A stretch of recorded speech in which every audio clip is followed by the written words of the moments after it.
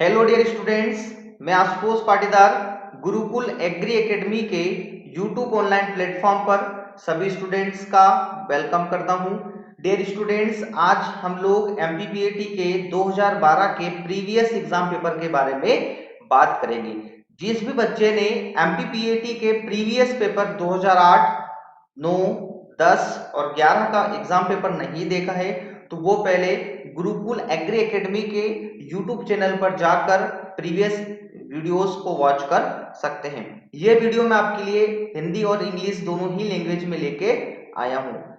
हम आगे बात करते हैं। जिस भी बच्चों को एमपीपीएटी आईसीएआर के लिए इंग्लिश और हिंदी दोनों ही मीडियम में नोट्स रिक्वायर्ड चाहिए, अगर उसको रिक्वायर्ड है तो यह नोट्स पीडीएफ फॉर्म में आपको अवेलेबल होंगे, जिसमें agriculture group, PCB group, PCM group और आईसीएआर के नोट्स मिलेंगे।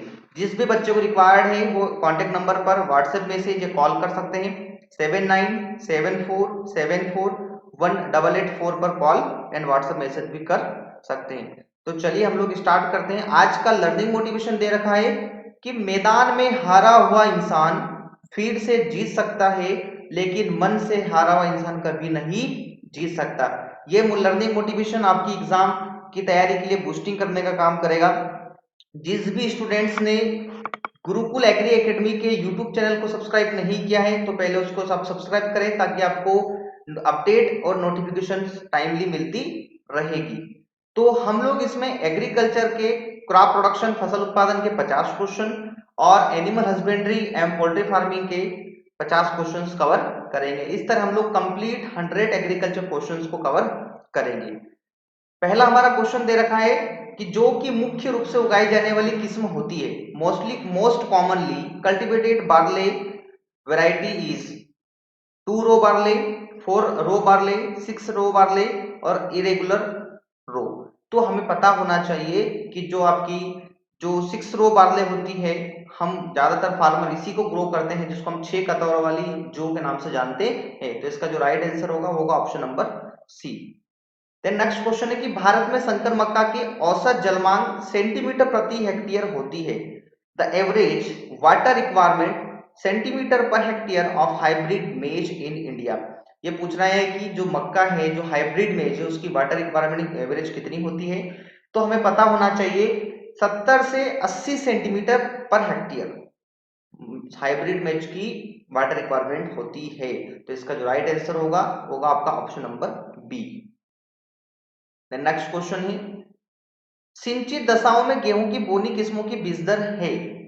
Under irrigated condition seed rate of dwarf wheat kg per hectare is. According to option दे रखा है 50 से 70, 70 से 90, 100 से 120 और 130 से 150। तो इरिगेटेड कंडीशन में या ऑप्टिमम जो गेहूं की सीड रेट होती है वो आपकी 100 से 120 केजी पर हेक्टेयर होती है। और अगर यही क्वेश्चंस को दूसरे फॉर्म में अगर पूछता है, क्वेश्चंस को चेंज करता है, क्वेश्चन ये पूछता है कि सिंचित दशाओं में गेहूं की पछेती किस्मों के लिए, है ना। अभी यहाँ क्या पूछा है, बोनी किस्म, जब ड्वार्फ वेराइटीज के लिए पूछा है तो इसका आंसर होगा ऑप्शन नंबर सी। और अगर आपका पूछता है प्लेट वेराइटीज के लिए तो उसका होगा ऑप्शन नंबर डी। तो अकॉर्डिंग टू क्वेश्चन आपका ऑप्शन जो राइट आंसर होगा option number C. Then next question है, सोयाबीन के बीज में प्रोटीन की मात्रा किस सीमा में होती है। In soybean seed protein content range between. Soybean में जो सीड आपकी प्रोटीन की जो कंटेंट होती है, मैंने प्रीवियस पेपर में भी इसके बारे में डिस्कस किया था। क्योंकि सोयाबीन को पुअर मेन मीट के नाम से जाना जाता है, क्योंकि सोयाबीन में प्रोटीन का जो परसेंटेज होता है वो 40 से 45% अप्रोक्स होता है, और जो ऑयल कंटेंट जो होता है 20 से 25% होता है। तो अकॉर्डिंग टू ऑप्शन 38 से 40% आपका ऑप्शन आ रहा है, तो 40 से 45% एक्चुअल रेंज होती है। तो इसका जो राइट आंसर होगा वो आपका option number D. Then next question है, अत्यधिक उड़नशील शाकनाशी होने के कारण फ्लूक्लोरोलिन को उड़द और मूंग की फसलों में काम लेना चाहिए। Since it is highly volatile herbicide, flucloraline should be applied in udar and mung bean crop as pre-emergence, pre-plant incorporation, post-emergence और before emergence of crop but after germination of wheat। तो हमें पता होना चाहिए कि जो आपका फ्लूक्लोरालीन होता है इसको बुआई के पहले मतलब इसको सोइंग करने के पहले ही यूज किया जाता है, तो इसको हम बोलते हैं प्री प्लांट इनकॉर्पोरेशन, जिसको हम लोग बोलते हैं पीपीआई। तो राइट आंसर होगा option number B. Next question है, चने में बीज उपचार का क्रम होना चाहिए, seed treatment in gram should be followed in ascending order. जो बीज उपचार जो होता है, जो सीड ट्रीटमेंट होता है, चना चना स्पेशल दे रखा है, बट कोई भी पल्सेस क्रॉप आपकी होती है उसके लिए जो बीज उपचार जो सीड ट्रीटमेंट होता है, तो इसकी सीधी सी आपकी ट्रिक है एफ आई आर। अब जिस ऑप्शन में एफ आई आर आ रहा है वो आप उसको चूज कर सकते हैं। एफ का मतलब होता है फंगीसाइड, आई का मतलब होता है इंसेक्टिसाइड और आर का मतलब होता है राइजोबियम कल्चर। तो इसके अकॉर्डिंगली एफ आई आर ये हमारी ट्रिक है, इसके अकॉर्डिंगली हमारा जो राइट आंसर होगा वो होगा आपका option number B. Next question है, टिक्का रोग किस फसल में होता है? Tikka disease associated in which crop? ये काफी इजी क्वेश्चन है। तो जो टिक्का रोग होता है वो आपकी मूंगफली का रोग है, ग्राउंडनट का रोग है, इसलिए इसका जो राइट आंसर होगा option number D. Then next question दे रखा है, इनाक्लोना क्रिस्गेली सावा, इकाइनोकोला क्रिस्गेली सामा खरपतवार किस फसल के साथ साधारणतः पाई जाती है? तो ये काफी इजी क्वेश्चन है। ये जो आपका बीट होता है ये आपका पेडी का या राइस का या धान का बीट होता है। ये काफी इजी क्वेश्चन है, ऑप्शन नंबर 20 का राइट आंसर होगा। नेक्स्ट क्वेश्चन, मैंने अभी बताया कि सोयाबीन के बीच में होता है सीड्स ऑफ सोयाबीन कंटेन। अभी मैंने बताया था कि सोयाबीन के जो सोयाबीन के सीड में जो बीज होता है उसमें आपका 20 से 22% ऑयल होता है और 40 से 45% आपका क्या होता है? प्रोटीन होता है। तो अकॉर्डिंग टू ऑप्शन अगर देखा जाए तो 20% ऑयल और 40% प्रोटीन, तो कौन सा राइट आंसर होगा? ऑप्शन नंबर बी आपका राइट आंसर होगा। नेक्स्ट क्वेश्चन है, मूंगफली की चंद्रा किस्म होती है? चंद्रा एक मूंगफली की किस्म है, ये किस टाइप की होती है?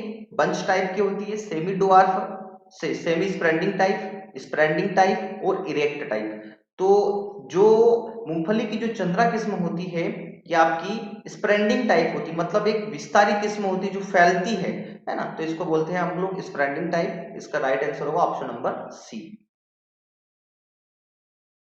नेक्स्ट क्वेश्चन, भूमि में कितने प्रतिशत नमी के हाश पर सिंचाई करने से अधिकतर फसलों का अधिकतम उत्पादन प्राप्त हो सकता है? ये रिपीट क्वेश्चन है, प्रीवियस एग्जाम में भी क्वेश्चन पूछा जा चुका है कि at what level percentage of moisture loss in soil irrigation would provide maximum production in most of the crops. तो हमें पता होना चाहिए कि 50% पर इरिगेशन होती है, तो इसका जो राइट आंसर होगा वो होगा आपका option number B. Then next question है, भूमि की तैयारी से लेकर बुआई तक की जाने वाली कृषि क्रियाएं कहलाती है? भूमि की तैयारी से लेकर बुआई तक बोला है। Agriculture operation starting from land preparation to seed sowing और known as system primary tillage, secondary tillage, post harvest tillage, minimum tillage. तो हम इसको क्या बोलते हैं? प्रारंभिक भू परिष्करण या प्राइमरी टिलेज के नाम से जानते हैं। तो इसका राइट आंसर होगा option number A. Next question है आपका, इनमें से किसको मुख्य रूप से लवणीय भूमि को सुधारने के लिए प्रयुक्त किया जाता है? Which of the following is mainly used for reclamation of saline soil? Question पूछ रहा है, यहाँ पर आपका अम्लीय मृदा नहीं बोला है ना, क्षारीय मृदा भी नहीं बोला है, यहाँ क्या बोला है? लवणीय मृदा। ठीक है, तो हमें पता होना चाहिए एसिड सॉइल को रिक्लेमेशन करने के लिए लाइम चूने का प्रयोग किया जाता है। जो आपकी अल्कलाइन सॉइल होती है, क्षारीय मृदा होती है, उसको सुधारने के लिए जिप्सम का प्रयोग किया जाता है। क्योंकि यहाँ पर लवणीय पूछा है, आपका सेलाइन सॉइल पूछा है, तो according to option calcium hydroxide, calcium oxide, calcium hydroxide, calcium sulphate और कैल्शियम कार्बोनेट, तो इसमें आपका जो यूज किया जाता है वो कैल्शियम सल्फेट यूज किया जाता है। ऑप्शन नंबर सी इसका राइट आंसर होगा।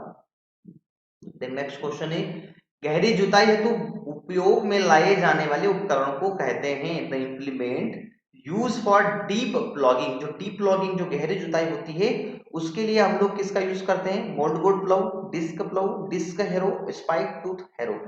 तो अकॉर्डिंग टू ऑप्शन आपका राइट आंसर जो होगा वो होगा आपका मिट्टी पलटने वाला हल, मोड बोर्ड प्लाउ, जिसको एमबी प्लाउ के नाम से भी जानते हैं। राइट आंसर होगा option number A. Next question है, यदि गेहूं की फसल को केवल 2 सिंचाई देनी हो तो इनके देने का सही समय होगा? if only two irrigation are to be given to wheat crop, they should be applied at। देखो प्रीवियस एग्जाम के पेपर में ये क्वेश्चन कैसे पूछा गया था कि सबसे ज्यादा जो गेहूं होती है, जो वीट होती है, उसकी क्रिटिकल स्टेज कौन सी होती है। मतलब अगर आपके पास एक सिंचाई या वन इरिगेशन अवेलेबल है तो आपको कौन सी स्टेज पर देना चाहिए, तो हमें पता होना चाहिए उस वो कौन सी स्टेज थी, जटा मूल अवस्था या सीड्स मूल अवस्था, जिसको हम लोग बोलते हैं ground root initiation, CRI। But according to question ये कितना पूछ रहा है, टू इरिगेशन पूछ रहा है। तो पहली इरिगेशन तो हम किस पे करते हैं, CRI पे करते हैं। तो चारों ऑप्शन में आपका CRI आ रहा है। अब लास्ट वाला देखते हैं, टिलरिंग, ज्वाइंटिंग, फ्लावरिंग और मिल्किंग। तो हमें पता होना चाहिए कि जो मिल्किंग सॉरी जो फ्लावरिंग वाली जो स्टेज होती है, क्योंकि आपकी जो गेहूं की जो टोटल ड्यूरेशन जो उसकी क्रॉप की ड्यूरेशन होती है 120 डेज की होती है, तो फ्लावरिंग कब आती है, 35 से 40 से 35 से 45 दिन के अंतर में फ्लावरिंग आती है। तो इसका जो राइट आंसर होगा, अगर आपके पास टू इरिगेशन अवेलेबल है तो आप पहली देंगे सीड्स जड़ मूल अवस्था पर और दूसरी देंगे फूल आने पर, मतलब CRI एंड फ्लावरिंग। तो इसका राइट आंसर होगा option number C. Then next question है, बागवानी फसलों की सिंचाई हेतु सर्वदा उपयुक्त विधि है। बागवानी का मतलब होता है जो आपकी ऑर्चर्ड, आपकी जो ऑर्चर्ड क्रॉप जो होती है, फलबाग जो होती है, for orchard crops most beneficial method for irrigation, drip irrigation system, sprinkler irrigation system, border method और check basin method.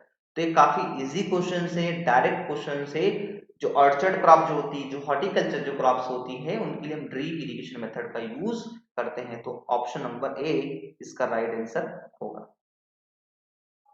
Next question है, यदि पानी लवणीय है, लवणी का मतलब होता है पानी खारा है ना, जिसमें नमक या सॉल्ट ज्यादा है, तो उपयुक्त सिंचाई विधि होती है। In water is सेलाइन the most suitable irrigation method is drip irrigation, sprinkler, furrow and flood method. तो अकॉर्डिंग टू ऑप्शन हमें पता होना चाहिए कि ड्रिप इरिगेशन मेथड एक ऐसी विधि है जिसमें लवणी पानी भी दिया जा सकता है। सबसे सुटेबल इरिगेशन मेथड होती है आपकी ड्रिप इरिगेशन मेथड, जिसकी जल उपयोग क्षमता है, वाटर यूज एफिशिएंसी भी ज्यादा होती है। तो राइट आंसर होगा option number A. Next question है, अंगूर में प्रूनिंग कब करना चाहिए। प्रूनिंग दे रखा है, इसको आप कर लेना, प्रूनिंग कब करना चाहिए। When pruning should be done in grape. ये क्वेश्चन पूछ रहा है कि जो प्रूनिंग करने का जो टाइम होता है ग्रेप में, वो कब होता है, जनवरी, अप्रैल, जुलाई और अक्टूबर। तो जो प्रूनिंग करने का जो टाइम होता है, जो होता है आपका जनवरी में होता है। इसका राइट आंसर होगा option number A. Next question है, विश्व में फल उत्पादन भारत का स्थान है, which place of India has in fruit production of the world. काफी इजी क्वेश्चन है। भारत का जो फ्रूट प्रोडक्शन में वो जो आपका प्लेस है, जो रैंक है, वो सेकंड रैंक है, और फर्स्ट पे कौन है, फर्स्ट पे आपका चीन है, चाइना है। तो इसका राइट आंसर होगा option number B. Next question, निम्न में से आम की कौन सी किस्म भारत से निर्यात की जाती है। Which of the following varieties of mango is exported from India. लंगड़ा, तोतापरी, नीलम और अल्फांसो। तो अल्फांसो एक ऐसी वैरायटी है जिसमें सबसे ज्यादा जो एक्सपोर्ट क्वालिटी जो होती है, मतलब निर्यात के गुण, जिसमें सबसे बेस्ट क्वालिटी का जो मैंगो होता है वो होता है आपका अल्फांसो का। इसलिए इसकी जो वर्ल्ड है या जो दूसरे देशों में इसकी डिमांड ज्यादा होती है। तो सबसे ज्यादा जो निर्यात करने वाली, जो एक्सपोर्टेड होती है इंडिया से, वो वेराइटीज कौन है, कौन सी है, Alphonso, option number D. Next question है, निम्न में से किस फसल में विटामिन सी की मात्रा सर्वाधिक होती है। देखो क्वेश्चन पूछ रहा है कि विटामिन सी सबसे ज्यादा किस में पाया जाता है। Which of the following fruit has maximum vitamin C content. Mango, guava, plum और पियर्स। अब देखा जाए तो सबसे ज्यादा बारबाडोस चेरी में होता है ना। अब उसमें ऑप्शन में तो बारबाडोस चेरी दे नहीं रखा है, तो हमें ऑप्शन लेना पड़ेगा आपका ऑप्शन नंबर बी। जो आपका अमरूद होता है उसमें भी विटामिन सी पाया जाता है, अकॉर्डिंग टू ऑप्शन पूछ रहा है। अगर यहाँ पर बारबाडोस चेरी होता तो सबसे पहले हम वही ऑप्शन को चूज करते। तो राइट आंसर होगा इसका ऑप्शन नंबर बी। काफी इजी क्वेश्चन ये भी। कौन सी किस्म पपीते की नहीं है। Which of the following is not a variety of papaya. Pusa dwarf, परप्लेट, प्लांट पपाया और पूसा नन्ना। तो हमें पता होना चाहिए कि जो वैरायटी होती है इसको परप्लेट, परलेट बोलते हैं, पुरलेट बोलते हैं, ये वैरायटी पपाया की नहीं है। तो इसका जो राइट आंसर होगा वो होगा आपका option number B. Next question है आपका, उत्तरी भारत में गुलाब का प्रसारण किन महीनों में किया जाता है। देखो प्रसारण का मतलब होता है उसके, हम लोग उसको प्लांटेड कब करते हैं। In which month rose is propagated in month India. December February March April June, और जून से लगा के जुलाई से लगा के अगस्त तक, और जून से लगा के जुलाई तक। तो हमें पता होना चाहिए कि जो दिसंबर जनवरी फरवरी का जो महीना होता है, इसमें सबसे ज्यादा आपका गुलाब का या रोज का प्रोपगेशन यूज होता है। तो ऑप्शन नंबर ए इसका राइट आंसर होगा। काफी इजी क्वेश्चन ये। कागजी नींबू का वानस्पतिक नाम है, botanical name of Kagzi lime. तो इसका राइट आंसर जो होगा वो आपका सिट्रस ऑरेंटिफोलिया इसका राइट आंसर होगा, option number B. Next question है, सामान्यतः बोगेनविलिया का प्रसारण किया जाता है, generally bougainvillea is propagated in, मतलब किस मंथ में करना चाहिए, किया जाता है, फरवरी मार्च, जुलाई अगस्त, सितंबर अक्टूबर और नवंबर दिसंबर। तो हमें पता होना चाहिए कि जो जुलाई अगस्त वाला जो टाइम होता है, जो बरसात का टाइम होता है, सबसे ज्यादा बोगेनविलिया इसी टाइम लगाया जाता है। तो इसका जो राइट आंसर होगा वो उसका होगा ऑप्शन नंबर बी। सॉरी, इसका जो राइट आंसर होगा आपका ऑप्शन नंबर बी। ये ऑप्शन नंबर सी गलत दे रखा है, जुलाई अगस्त में ही किया जाता है, तो आप इसको सही कर लीजिएगा। देन नेक्स्ट क्वेश्चन है, डहेलिया के पौधों में पुष्प किन महीनों में आते हैं? Dahlia plant flower in the month of April June, June August, October November और दिसंबर फरवरी। तो जो डहेलिया होता है, इसमें आपके जो फूल आते हैं, जो फ्लावर्स आते हैं, वो दिसंबर से लगा के फरवरी के मंथ में आते हैं। तो इसका जो राइट आंसर होगा ऑप्शन नंबर डी इसका राइट आंसर होगा। नेक्स्ट क्वेश्चन है, लान लगाने के नियमों में से कौन सी विधि सरल और सस्ती है? सबसे सरल और सस्ती विधि पूछा है। Which of the following method is simple and economic for lawn planting? Dibbling, turfing, seedling और टर्फ प्लास्टरिंग। तो हमें पता होना चाहिए कि जो डिबलिंग मेथड जो होती है वो सबसे सस्ती और सबसे सरल मेथड मानी जाती है। तो इसका राइट आंसर होगा ऑप्शन नंबर ए। अंगूर का व्यवसायिक प्रसारण किस विधि द्वारा किया जाता है? मैंने पिछले वीडियो में भी इस बात को डिस्कस किया था कि बच्चों, आपकी जितनी भी फल वाली क्रॉप्स होती, फ्रूट क्रॉप्स होती, इनका प्रोपगेशन मेथड हमेशा एग्जाम में पूछा जाता है। तो पहले आप जो टेबल है, जो चार्ट है, उसको पहले आप अच्छे से रीड कर लें, क्योंकि हमेशा यहाँ से एग्जाम में क्वेश्चन बनता है। कटिंग, बडिंग, ग्राफ्टिंग और लेयरिंग। तो हमें पता होना चाहिए कि अंगूर का जो प्रोपगेशन होता है वो कटिंग के माध्यम से होता है, जिसको हम कलम के माध्यम से बोलते हैं। इसका राइट आंसर होगा option number A. Next question है, भारत में सब्जियों की फसल के अंतर्गत क्षेत्रफल है, सब्जियों का जो एरिया है वो कितना है? In India area under vegetable crop is 30 million hectare, 60 million hectare, 12 million hectare, 24 million hectare.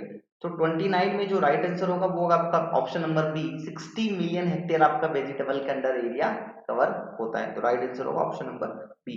But ये पेपर 2012 का है, अब 2019 से 2020 तक आते आते एरिया बढ़ गया है, तो इसको आप देख लीजिएगा। काफी इजी क्वेश्चन है। किस तत्व के कारण टमाटर का रंग लाल होता है? रेड कलर जो होता है टोमेटो का, वो किसके कारण होता है? तो ज्यादा इसमें डिस्कस नहीं करूंगा, लाइकोपीन के कारण इसका रेड कलर होता है। ऑप्शन नंबर सी इसका राइट आंसर होगा। ये भी काफी इजी क्वेश्चन है। आम का वानस्पतिक नाम सबको पता होना चाहिए। आम का वानस्पतिक नाम जो है वो मेंजीफेरा इंडिका है। तो ऑप्शन नंबर सी इसका राइट आंसर होगा। ये क्वेश्चंस मैं पहले डिस्कस कर चुका हूं। प्राइड ऑफ इंडिया की सब्जी की किस्म है? Pride of India is variety of cauliflower, cabbage, radish और कैरोट। तो हमें पता होना चाहिए कि ये कैलीफ्लावर की एक वैरायटी है, pride of India. Option number A इसका राइट आंसर होगा। पूसा केसर एक प्रजाति है। Pusa Kesar is variety of carrot, cauliflower, tomato और वाटर मेलोन। तो ये भी आपकी किसकी वैरायटी है? कैरोट की वैरायटी है। ऑप्शन नंबर ए इसका राइट आंसर होगा। मूली की बीज दर है किलोग्राम प्रति हेक्टेयर, बीज दर आपको बताना। Seed rate KG per hectare of radish is 2 to 4 kg, 4 to 6 kg, 6 to 8 kg और 8 to 10 kg। तो 34 का जो ऑप्शन होगा वो आपका 8 to 10 kg पर हेक्टेयर इसकी सीड रेट होती है आपकी रेडिश की। तो ऑप्शन नंबर डी इसका राइट आंसर होगा।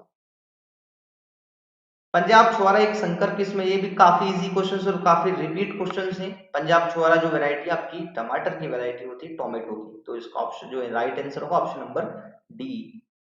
नेक्स्ट क्वेश्चन, ये भी काफी इजी क्वेश्चन है। निम्न में से कौन सा देश सब्जियों का सबसे बड़ा उत्पादक है? मैंने अभी कुछ क्वेश्चन 8 से 10 क्वेश्चन पहले ही मैंने बताया है कि भारत का जो रैंक है वो सेकंड रैंक है ना, मतलब सब पूरे विश्व में सब्जियों के उत्पादन भारत का स्थान कौन सा है? दूसरा है। तो उसी टाइम मैंने बताया था कि पहला स्थान कौन सा है, मतलब फर्स्ट कंट्री जो लार्जेस्ट प्रोड्यूसर्स है वेजिटेबल्स का, तो मैंने बताया था आपको चीन, चाइना। तो इसका जो राइट आंसर होगा वो होगा आपका option number B, China. Then next question है, ब्राइन के घोल में मटर को रखने के लिए लवणों की सांद्रता होनी चाहिए। एक to keep the pea in brine solution the salt concentration should be 2%, 8 to 12%, 16 to 20% और 12 to 16%। तो 37 का जो राइट आंसर होता है, ब्राइन का मतलब होता है आपका नमक, सॉल्ट। तो वो होता है, जब ज्यादा सॉल्ट तो रख नहीं सकते, तो होगा तो मिनिमम होना चाहिए, तो कितना होता है 2%। इसका राइट आंसर होगा option number A. Next question है 38 का, शरबत में रस की मात्रा प्रतिशत में होनी चाहिए। The amount of juice in squash should be, तो जो होती है 25% एक फिक्स होती है, डेटा फिक्स होता है, तो इसका जो राइट आंसर होगा ऑप्शन नंबर ए। जेम में कुल घुलनशील ठोस पदार्थ की प्रतिशत मात्रा होनी चाहिए। In gem amount of TSS total soluble solid percent should be 58%, 48%, 38% और 68%। तो बच्चों हमें पता होना चाहिए कि कम से कम कितने टीएसएस होते हैं, 68% टीएसएस होता है। देखो इसमें कोई ट्रिक नहीं है, ये आपको डेटा डायरेक्ट फैक्ट है, ये आपको जितना ज्यादा आप इसको पढ़ोगे उतना ज्यादा आप इसको याद रख सकते हो। तो इसको जो राइट आंसर होगा वो होगा option number D. Then next question है, निम्न में से किस रसायन का उपयोग फल सब्जियों के परिरक्षण के लिए किया जाता है। Which of the following chemicals is used for preservation of fruit and vegetables. Sodium benzoate, aluminium sulphate, phosphoric और लिक्विड कैल्शियम। तो जो राइट होगा, इसका राइट आंसर होगा ऑप्शन नंबर ए, सोडियम बेंजोइट का उपयोग फल और सब्जी के परिरक्षण में किया जाता है। देन नेक्स्ट क्वेश्चन है, अर्जुन और भीम किसमें हैं। Arjun and Bhim are the variety of marigold, rose, chrysanthemum और ग्लेडुलस। तो जो आपकी वैरायटी होती है वो आपकी होती है रोज की वैरायटी है, सॉरी आपकी ये वैरायटी है रोज की वैरायटी है। तो इसका राइट आंसर होगा ऑप्शन नंबर बी।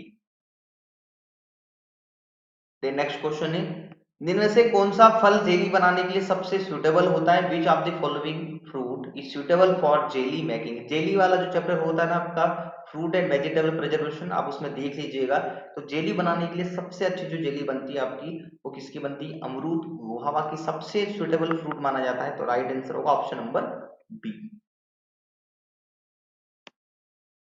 ये थोड़ा ट्रिकी क्वेश्चन है। निम्न में से किस झोन में अमोनियम नत्रजन, नत्रजन का मतलब अमोनियम नाइट्रोजन को मिलाकर धान के खेत में डी नाइट्रिफिकेशन के द्वारा हो रहे नाइट्रोजन के नुकसान को रोका जा सकता है। Denitrification losses of nitrogen in paddy field can be prevented by incorporating NHM N into which of the following zones. Calcite zones, oxidised zones और हाइड्रोलाइज्ड जोन और रेड्यूस्ड जोन। कुल मिला के क्वेश्चन पूछ रहा है कि जो पैडी की फील्ड होती है, जो कि आपको पता होना चाहिए, पैडी की फील्ड में सबसे ज्यादा लॉसेस होता है आपका किसका, नाइट्रोजन का लॉसेस होता है। तो डीनाइट्रिफिकेशन लॉसेस को रोकने के लिए आपको नाइट्रोजन, जो अमोनियम नाइट्रोजन होती है, उसको कहां पर देना चाहिए, किस जोन में देना चाहिए। तो 43 का जो राइट आंसर होता है वो था आपका ऑक्सीडाइज जोन में नहीं देना चाहिए। इसका जो राइट आंसर होगा वो आपका reduced zone, option number D. ये भी काफी अच्छा क्वेश्चन है। दलहनी फसलों को आवश्यकता होती है, पल्सेस क्रॉप रिक्वायर्ड। देखो सीधी सी बात है, हमें पता होना चाहिए कि जो एनपीके से रिगार्डिंग क्वेश्चन पूछा, एनपीके का मतलब होता है नाइट्रोजन, फास्फोरस और पोटास। तो आपको पता होना चाहिए कि 1:2:1 में एनपीके की रिक्वायर्ड किसको होती है, पल्सेस क्रॉप को रिक्वायर्ड होती है। तो हमें पता होना चाहिए कि क्या बोल रहा है कि ये जो आपका ऑप्शन देख रहा है, मैं ऑप्शन नंबर बी बोल रहा हूं, नत्रजन तथा पोटास से ज्यादा फॉस्फेट की, मतलब more phosphate than nitrogen and potash. तो मैंने क्या बताया आपको, 1:2:1। तो 1 पे कौन है, नाइट्रोजन, सेकंड पे कौन है, फास्फोरस। तो सीधी सी बात है, नाइट्रोजन और पोटास की मात्रा से ज्यादा सबसे ज्यादा आवश्यकता किसकी होती है, फास्फोरस की होती है। तो इसका सिंपल सा ट्रिक आप इस क्वेश्चन को याद रख सकते हो, दलहनी जो पल्सेस क्रॉप होती है उनको 1:2:1 में एनपीके दिया जाता है। तो इसके अकॉर्डिंग इसका आपका राइट आंसर होगा option number B. DAP di ammonium phosphate में नाइट्रोजन और फास्फोरस की प्रतिशत मात्रा होती है? The content of nitrogen and P2O, sorry ये PO5 नहीं होता है, P2O5% in di ammonium phosphate, DAP, हम इसको सिंपल फॉर्म में DAP बोलते हैं, शॉर्ट फॉर्म में। तो आपको नाइट्रोजन का बताना था, DAP में नाइट्रोजन कितना होता है? 1646, 1846, 2046 और 2016। तो ये तो पता है कि फास्फोरस 46% होता है। अब नाइट्रोजन आपको बताना है 16 होता है कि 18 होता है ना? तो इसका जो राइट आंसर होगा वो 1846 का रेशियो होता है, मतलब 18 DAP में 18% नाइट्रोजन और 46% आपका P2O5 मतलब फास्फोरस पाया जाता है। तो according two questions right answer होगा आपका ऑप्शन नंबर बी। ये भी काफी इजी क्वेश्चन है। पौधे गंधक को किस रूप में ग्रहण करते हैं? Sulphur is absorbed by the plant in which form? तो सल्फर को जो पौधे ग्रहण करते हैं वो आपके कौन से फॉर्म में करते हैं? SO4 के फॉर्म में ग्रहण करते हैं। तो इसमें आपका चार्जेस नहीं दे रखा है, तो आपको उसको देख लेना, SO4 डबल माइनस के फॉर्म में करते हैं। Option number D right answer होगा। धान के धान में खेरा रोग किस पोषक तत्व की कमी से होता है? तो इसलिए मैंने आपको राइट आंसर बता दिया कि सी इसका राइट आंसर होगा, क्योंकि सबको पता है, सभी बच्चों को पता है, मैं ऑप्शन नहीं भी दिखाऊंगा।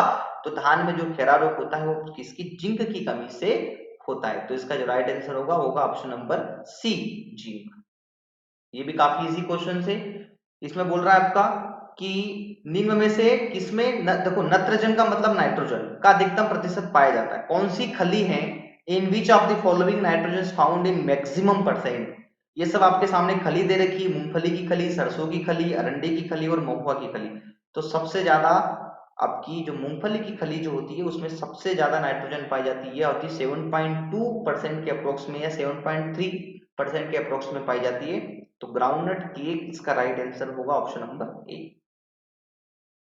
ये भी काफी इजी क्वेश्चन। किस निम्न से कंपोस्ट किस समूह में आता है? Compost belong to the group bulky organic manure, concentrated organic manure, bulky and दोनों, बोथ और इनऑर्गेनिक मैन्यूर। तो हमें पता होना चाहिए कि जो कंपोस्ट होता है वो आपका एक स्थूल खाद मतलब बल्कि ऑर्गेनिक मैन्यूर के अंतर्गत आता है। ऑप्शन नंबर ए राइट आंसर होगा। ये भी काफी इजी क्वेश्चन है। गन्ने का कौन सा भाग हिस्सा बुआई के लिए उपयुक्त है? Which portion of sugar cane stalk is sugar cane suitable for sowing purpose?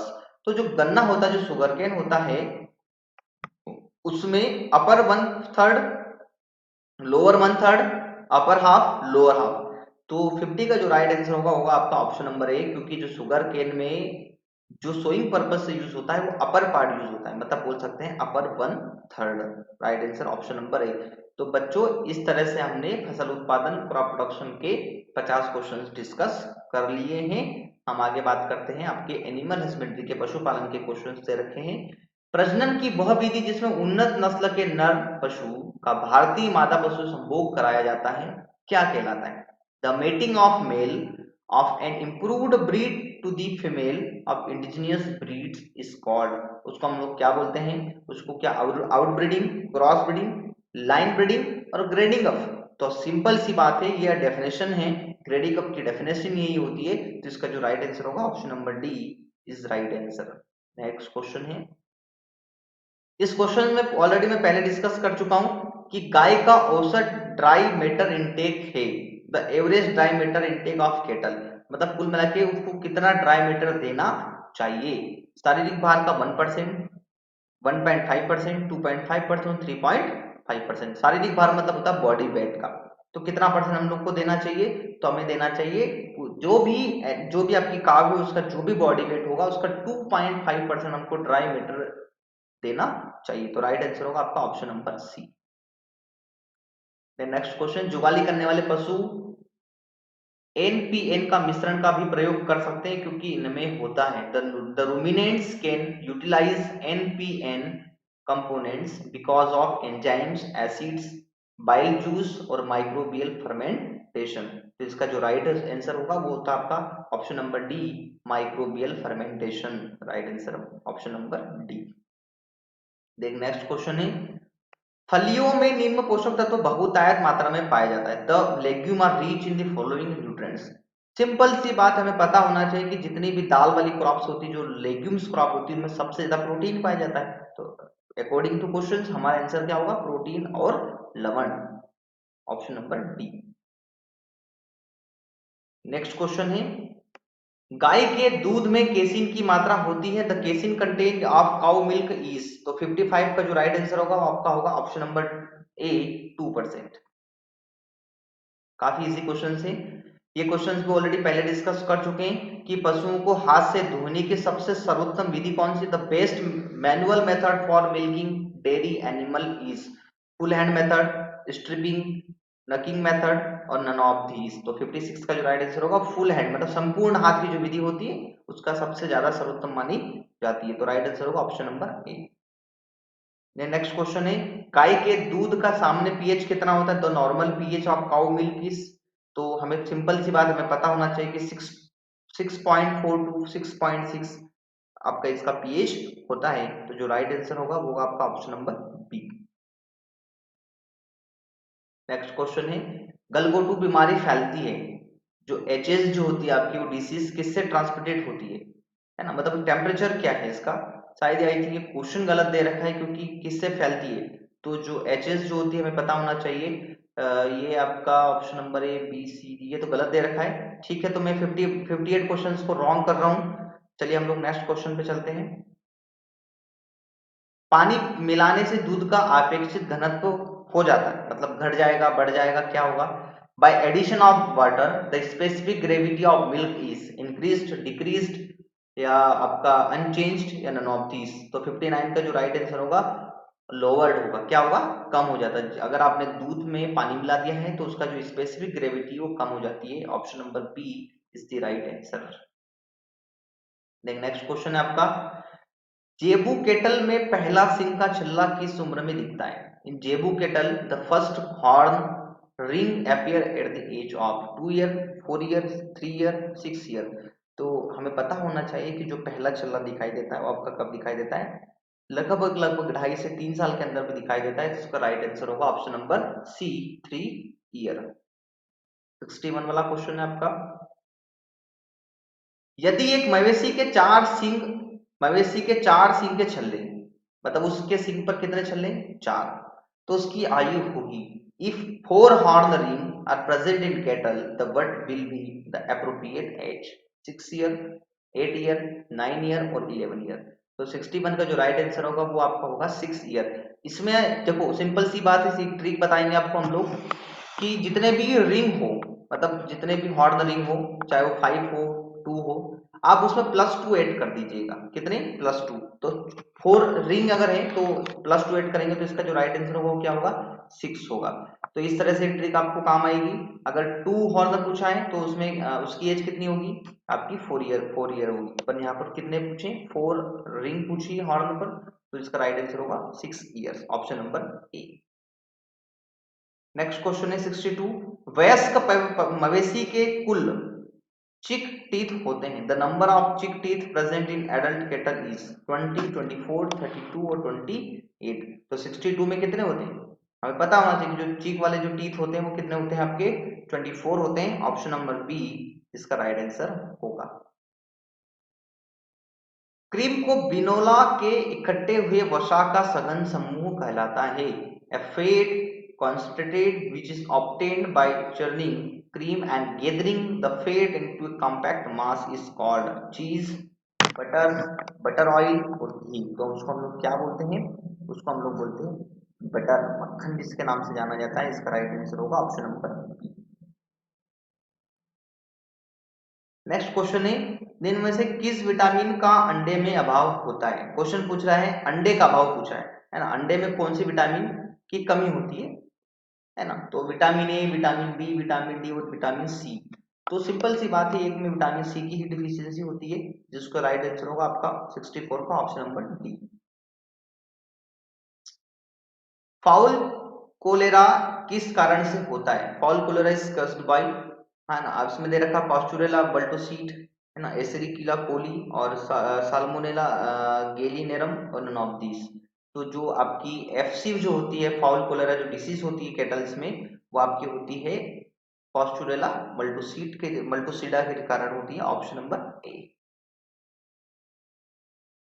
Next question है, गोजातीय पशुओं का वह तीव्र संक्रमण जिसमें स्केलेटस और हृदय की मांसपेशियों में सूजन हो जाती है, अत्यंत विषाक्तता और उच्च मृत्यु दर पाई जाती है। तो हमें पता होना चाहिए, सिंपल सी बात है कि वो कौन सी डिसीज है, एफएमडी, एचएस, ब्लैक वाटर और रिंडरपेस्ट। तो इसका जो एचएस जो होती है आपकी, है ना, ये सबसे ज्यादा खतरनाक बीमारी होती है जो तीव्र संक्रमण करती है, जिसमें आपकी मतलब सबसे ज्यादा हाई मोर्टालिटी रेट होती है ना, कैटल्स में। तो इसका जो राइट आंसर होगा ऑप्शन नंबर बी इसका राइट आंसर होगा। बर्डिजो कॉस्टेटर या बर्डिजो उपकरण काम किया जाता है ना, ये किस काम में किया जाता है, इसका क्या यूजेज है। बर्डिजो कॉस्टेटर जो होता है, इंस्ट्रूमेंट इज यूज्ड फॉर डिहॉर्निंग, डिसबडिंग, है ना, डिकॉकिंग और कॉस्टेशंस। तो इसका जो राइट आंसर होगा बधियाकरण के फॉर्म में यूज होता है, जिसको हम लोग बोलते हैं कस्टेशंस होता है। ऑप्शन नंबर डी इसका राइट आंसर होगा। नेक्स्ट क्वेश्चन है आपका 68 वाला। नरम बिना पका पनीर जो मलाई वाले दूध से बनाया जाता है, द सॉफ्ट अनरिप्ड चीज made from skim milk is processed चीज, चेडर चीज, कॉटेज चीज और हार्ड चीज। तो काफी ट्रिकी क्वेश्चंस हैं, बट फिर भी आप इसको अगर पढ़ोगे तो आपको समझ में आ जाएगा, जो कॉटेज जो पनीर होता है उससे बनाया जाता है। तो राइट आंसर होगा इसका option number C. 69, double toned milk जो दूध होता है उसमें वसा और एसएनएफ की मात्रा होती है, फेट और SNF contain of double toned milk. देखो फेट तो आपको पता है, एसएनएफ का मतलब क्या होता है, total not fat, sorry solid solid not fat जो होता है एसएनएफ। तो डबल टोन पूछा है, तो डबल टोन में मैंने पिछले क्वेश्चंस बताया था, डबल टोन का मतलब उसका 3% का आधा हो जाएगा, तो कितना बचेगा 1.5%। तो आपका देख लो ऑप्शन नंबर ए इसका राइट आंसर होगा 1.5%, 1.5% और तथा 9%। ओके, तो राइट आंसर होगा ऑप्शन नंबर ए। 69 में ऑप्शन नंबर सी गलत दे रखा है, आप इसको सही कर लीजिएगा, जो राइट आंसर होगा आपका ऑप्शन नंबर ए होगा इसका। नेक्स्ट क्वेश्चन है, पहली बार मानकीय तकनीक से कंडेंस्ड दूध के उत्पादन का श्रेय होता है, first commercial production of sweetest condensed milk under standard techniques is credited to Saras Dairy, Mother Dairy, Amul Dairy और मोदी डेयरी। तो इस टाइप की डेयरी है ना, तो इसका जो राइट आंसर होगा अमूल डेयरी। हमें पता होना चाहिए कि अमूल डेयरी कहाँ पर है, गुजरात के आनंद में है। ऑप्शन नंबर सी इसका राइट आंसर है। देन 71 का आपका क्वेश्चन है, एक डेयरी गाय को परखने के लिए आदर्श आकार है, the ideal body of shape for judging a kettle a dairy cow is rectangular, way shape, regular shape, square shape. तो किस टाइप का उसका जो बॉडी का जो शेप होता है, तो वो होता है आपका वेज आकार का होता है। ऑप्शन नंबर बी इसका राइट आंसर होगा। नेक्स्ट क्वेश्चन काफी इजी क्वेश्चन है ये भी। वह खरीफ की फसल जो अनावृष्टि और तापरोधी है और जिसे साइलेज तथा हे बनाने के लिए सबसे ज्यादा उपयुक्त माना जाता है, the best drought and heat resistant kharif crop grown best suitable for silage and hay making is sorghum, cowpea, guar और बरसी। तो 72 का जो राइट आंसर होगा वो होगा आपका ऑप्शन नंबर सी ग्वार, क्योंकि दोनों चीजें पूछी, साइलेज भी पूछी और हे भी पूछी है, ठीक है, तो इसलिए आपको समझना पड़ेगा, ऑप्शन नंबर सी इसका राइट आंसर होगा। देन नेक्स्ट क्वेश्चन दे रखा है, ये चाहिए क्वेश्चन तो हो चुका है, 73 वाला क्वेश्चन हम लोग देखते हैं। वह मुख्य शीत चारे की फसल जिसे पूरे संसार में हे बनाने के लिए प्रयोग किया जाता है, the principal winter fodder crop used for hay making all over the world is cowpea, oat, pearl millet और सोरगम। तो 73 में जो राइट आंसर होगा वो होगा आपका ओट, जई। ऑप्शन नंबर बी इसका राइट आंसर। ये भी काफी इजी क्वेश्चन है। मुर्गी की आस्ट्रोलार्पा जो एक ब्रीड है वो किस क्लास से संबंधित है, American class, English class, Asiatic class और मेडिटेरियन क्लास। तो 74 का जो राइट आंसर होगा, जो आस्ट्रोलार्पा जो है वो आपकी इंग्लिश क्लास के अंतर्गत आती है, तो राइट आंसर होगा ऑप्शन नंबर बी।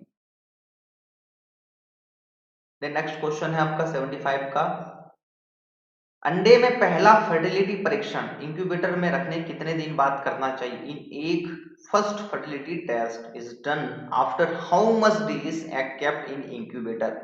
तो ये जो होता है आपका एक वीक में होता है, मतलब एक दिन के एक वीक के बाद होता है, तो हम इसको बोल सकते हैं 7th day. Option number B इसका राइट आंसर होगा।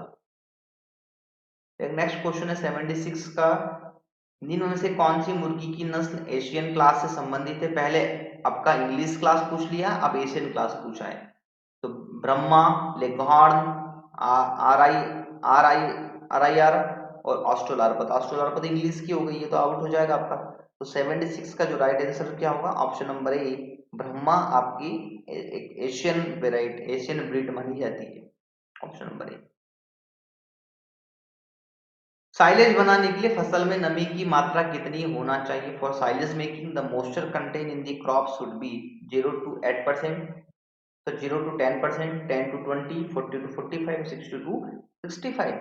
तो ये जो होता है 60 से 65% आपके पास अप्रोक्स या ऑप्टिमम मॉइस्चर होना, कम से कम होना चाहिए। तो इसका राइट आंसर होगा ऑप्शन नंबर डी। एक अच्छी गुणवत्ता वाले साइलेज में अनुकूलतम अम्लता पीएच होती है, मतलब जो साइलेज होती है उसका पीएच वैल्यू कितना होता है? Optimum pH for a good quality silage is. तो ये तो देखो सिंपल क्वेश्चन, डायरेक्ट क्वेश्चन है। तो ये इसका जो राइट आंसर होगा वो आपका 4.5 टू 5.2 पीएच होना चाहिए, कम से कम इतना। ज्यादा कम पीएच होगा तो वो एसिडिक में आ जाएगा। तो ऑप्शन नंबर सी इसका राइट आंसर होगा। 79 का, बरसी में अपक प्रोटीन की मात्रा होती है। अपक का मतलब होता है आपकी जो सीपी प्रोटीन की होती है उसमें कितनी कंटेंट होती है? तो ये आपकी कंटेंट होती है ऑप्शन नंबर ए 10 टू 15%। देखो इसमें कुछ भी नहीं है, डायरेक्ट क्वेश्चन है, डेटा फैक्ट क्वेश्चन है, तो आपको याद रखना पड़ेगा। राइट आंसर होगा ऑप्शन नंबर ए। ये काफी इजी क्वेश्चन है। भारतीय पालतू भैंस का जंतु वैज्ञानिक नाम क्या है? Zoological name of Indian domestic buffalo, buffalo का पूछा है। तो बॉस इंडिकस या बॉस टारस आपका टारस, तो या आपका बुबेलिस इंडिकस या बुबेलिस बुबेलिस, तो हमें पता होना चाहिए। जो काफी इजी क्वेश्चन है, तो इसका जो राइट आंसर होगा आपका बुबेलिस अब बुबेलिस। तो ऑप्शन नंबर सी इसका राइट आंसर होगा। ये भी काफी इजी क्वेश्चन है 81 का। जो एफएमडी जो डिसीज होती है, मुंह पका खुर पका जो बीमारी होती है, उसका कारण क्या है? मेन चीज तो उसका कारण वायरस ही होता है। तो राइट आंसर होगा ऑप्शन नंबर बी। देन अब नेक्स्ट नेक्स्ट क्वेश्चन है 83, सॉरी 82 का क्वेश्चन है आपका। उष्णकटिबंधीय क्षेत्र में मुर्गी के आवास के लिए निम्न आवासीय घर उपयुक्त होते हैं, मतलब किस टाइप के घर चाहिए इनको? द फॉलोइंग पोल्ट्री हाउसिंग, जो पोल्ट्री हाउसिंग होता है सिस्टम में, किस टाइप के हाउसिंग रिकमेंडेड किए जाते हैं? पर रीजन पूछा है क्या है? ट्रॉपिकल रीजन पूछा है, ये आपको ध्यान देना है। तो ट्रॉपिकल रीजन में loose housing system, flooding folding system, deep litter system और बैटरी सिस्टम। तो देखो 82 का जो राइट आंसर होगा वो आपका D C sorry option number होगा गहरी बीजान प्रणाली, जिसको हम लोग बोलते हैं आपका deep litter system. Next question है, मुर्गी पालन में मुख्य खर्चा होता है। Major expenditure in poultry farming is feed cost, housing cost, health management और इक्विपमेंट कॉस्ट। तो जो फीड कॉस्ट होती है उस पर सबसे ज्यादा आपकी लागत आती है। तो 83 का राइट आंसर होगा ऑप्शन नंबर ए। मुर्गी के भोजन में निम्न में से कौन सा खाद्य पदार्थ प्रोटीन का अच्छा स्रोत होता है? The following feed stuff is good source of protein in poultry ration. जो पोल्ट्री को जो आहार दिया जाता है ना, जो राशन दिया जाता है, उसमें सबसे अच्छा क्या होना चाहिए? मेज, राइस पॉलिश, फिश मील और ऑयल केक। तो 84 का जो राइट आंसर होगा वो फिश मील, सबसे अच्छे फिश मील दिया जाता है। ऑप्शन नंबर सी इसका राइट आंसर होगा। किस उम्र में रूमन या प्रथम आवास है जिसको हम लोग बोलते हैं काम करना शुरू करता है? The rumen start functioning at the age of 15 से 20 दिन, 4 महीने, 6 महीने और 12 महीने। तो ये 15 से 20 दिन में ही काम करना चालू कर देता है, जो प्रथम आवासीय कहलाता है। तो 85 का राइट आंसर होगा option number A. Next question 86 का, निम्न में से कमी से मिल्क फीवर होता है। Milk fever occur due to deficiency of the following iron, calcium, copper और फास्फोरस। देखो जो मिल्क जो फीवर होता है वो आपकी कैल्शियम की कमी के कारण होता है। तो इसका जो राइट आंसर होगा ऑप्शन नंबर बी।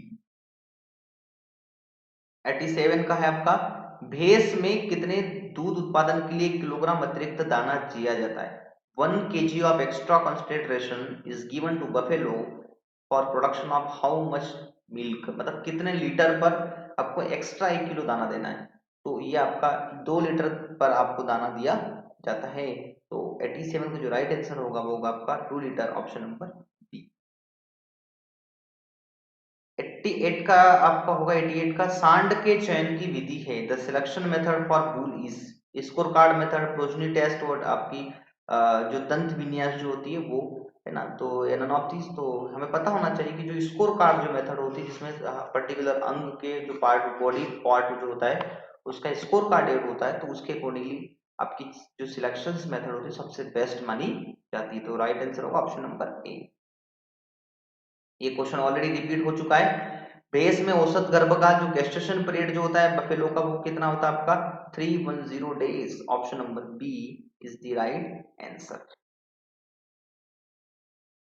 90 का है आपका मुर्गियों में कॉक्सोडियोसिस किसकी कमी से होती है भैया, तो प्रोटोजोआ की बीमारी से होती है, मतलब ये प्रोटोजोआ की बीमारी, तो ऑप्शन नंबर सी इसका राइट आंसर होगा।